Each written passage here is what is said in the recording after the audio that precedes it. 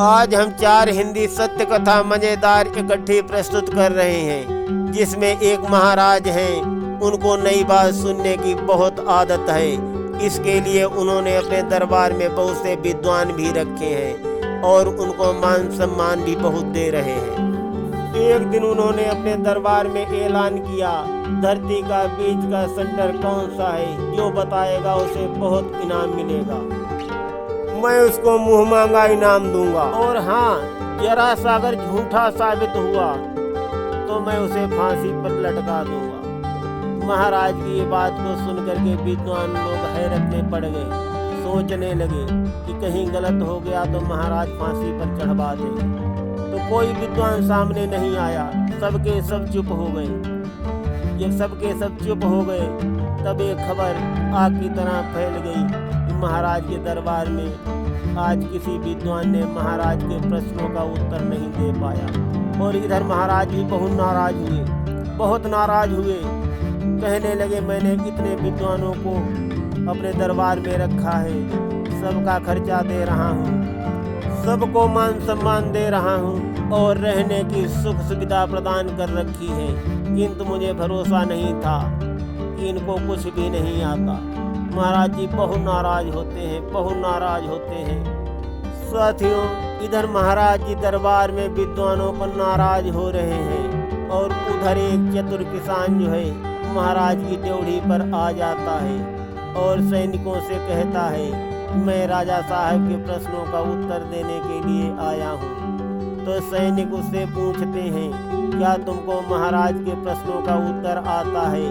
और महाराज की जो शर्त है वो तुमको मालूम है, अगर तुमने सही उत्तर नहीं दिया तो तुमको सूली पर लटका दिया जाएगा। तो चतुर किसान कहता है कि ठीक है, मुझे मंजूर है, अगर मैं प्रश्नों का सही उत्तर न दे पाया तो लटका दे महाराज मुझको फांसी पर। ये किसान की बातों को सुनकर सैनिकगण महाराज जी के पास जाते हैं और आदाब करके कहते हैं कि हुजूर, एक किसान आपके प्रश्नों का उत्तर देने के लिए आया है। तो महाराज कहते हैं, उस किसान को हमारी शर्त मालूम है। तो सैनिक बोलते हैं, जी महाराज, उसको आपकी शर्त अच्छी तरह मालूम है। सैनिकों की बात को सुनकर महाराज जी आदेश देते हैं कि जाओ, उस किसान को आदर के साथ हमारे सामने पेश करो। महाराज की बातों को सुनकर सैनिकगण जाते हैं और आदर के साथ उस किसान को ला करके महाराज के सामने पेश कर देते हैं। महाराज उसकी ओर देखते हैं। वो महाराज को देख करके सर झुका करके बोलता है किसान कि महाराज, आप प्रश्न करें। महाराज जी थोड़ा उच्च स्वर में बोलते हैं, क्या तुम मेरे प्रश्नों का उत्तर दे सकोगे? किसान बोला, जी हुजूर। महाराज बोले, फिर तो तुम्हें हमारी शर्त भी मालूम होगी। अगर प्रश्न का उत्तर सही नहीं निकला, 1 इंच भी इधर से उधर हुआ तो हम तुमको फांसी पर लटका देंगे। लटकना होगा तुम्हें फांसी पर। महाराज की ये बातों को सुनकर किसान बोला, हुजूर, हमें पहले से ही मालूम है और हमें मंजूर है। अगर उत्तर गलत निकले तो अवश्य आप मुझे फांसी पर लटका देना। अगर 1 इंच भी इधर से उधर हो जाए तो मैं फांसी पर लटकने के लिए तैयार हूँ। तो महाराज बोले, मेरा प्रश्न यही है, दुनिया का बीच का सेंटर कौन सा है, बता दो। तो किसान महाराज की बातों को सुनकर जहाँ पर खड़ा था वहीं पर पैर पटक देता है और कहता है, हुजूर, यही है दुनिया का सेंटर, यही है। महाराज जी उस किसान की बातों को सुनकर चौंक जाते हैं, गुस्साने लगते हैं। ये कैसे हो सकता? ये आदमी हमें मूर्ख बना रहा है। और महाराज की उच्च वाणी को सुनकर के बहुत भीड़ लग जाती है और सब उस किसान को डांटने लगते हैं कि महाराज को सच सच बताओ, और नहीं तो तुम जानते हो तुम्हारा क्या अंजाम होने वाला है। सब उसको बहुत डांटते हैं कि तुमने इतनी आसानी से कैसे कह दिया कि यही है सेंटर। तब किसान विनम्र वचन बोला कि भाई, अगर नहीं मानते हो तो फिर नाप लो। अगर 1 इंच भी इधर से उधर निकल जाए तो हमें फांसी पर एक बार नहीं, आप 100 बार लटकाओ। जब किसान ने नापने की बात कही तब सब चुप हो गए। राजा भी सोच में पड़ गए।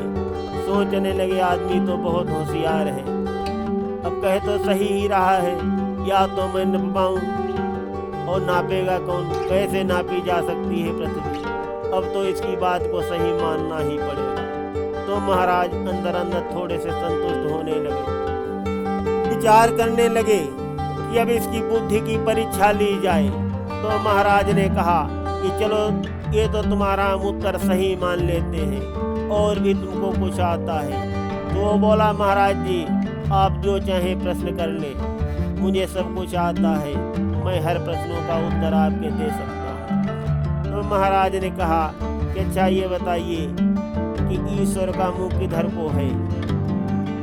तो किसान बहुत खुश हुआ और बोला, महाराज एक दीपक मंगाओ। दीपक मंगाया गया तो कहा कि दीपक को जला दो। जब दीपक जला दिया गया तो राजा से उस किसान ने पूछा कि महाराज इस दीपक का मुंह किधर को है। तो राजा बोले, इसका तो प्रकाश चारों तरफ फैला हुआ है और चारों तरफ ही है। तो किसान बोला, ठीक महाराज, उसी तरह ईश्वर का भी मुंह चारों तरफ है और चारों तरफ ईश्वर का प्रकाश फैला हुआ है। तो साथियों, राजा साहब तीसरा प्रश्न करते हैं। तीसरी कथा है। राजा साहब कहते हैं कि ईश्वर कहाँ रहता है। तो किसान बोलता है, ठीक महाराज मैं अभी बताता हूँ, आप एक कटोरा दूध मंगाइए। महाराज सैनिकों को आदेश देते हैं। सैनिक लोग एक कटोरा दूध लेकर के आते हैं और कटोरा को किसान महाराज की टेबल पे रखवा देता है और कहता है, महाराज बताओ इसमें घी कहाँ पर है। जब वो महाराज से प्रश्न पूछने लगता है कि इसमें घी कहाँ पर है, तब महाराज गुस्सा जाते हैं और उच्च स्वर में कहते हैं, घी और दूध से क्या मतलब। तब वो कहता है, मतलब है हुजूर, दूध से ही घी निकलता है ना। सभी सैनिकों से कहता है, सभी दरबारियों से पूछता है किसान, निकलता है भाई दूध से घी की नहीं निकलता है। तब सब कहते हैं, हाँ घी तो दूध से ही निकलता है। तो महाराज भी सहमत हो जाते हैं कि ठीक है। तो पूछता है, महाराज जी बताइए घी कहाँ पर है, कहाँ पर पकड़ो घी को। तो महाराज बोलते हैं, ऐसे कहाँ पकड़ा जा सकता है घी, कौन पकड़ सकता है दूध से घी। तब किसान बोलता है, बहुत सही कहा महाराज, किंतु घी तो है इसमें, ये तो आपने मान लिया, और कहाँ पर है। तब लोग कहने लगे, सभी दरबारी गण कहने लगे कि दूध में तो सब जगह घी है लेकिन दिखाई नहीं पड़ता। तो किसान बोलता है कि ऐसे ईश्वर भी सब जगह है, दिखाई नहीं देता।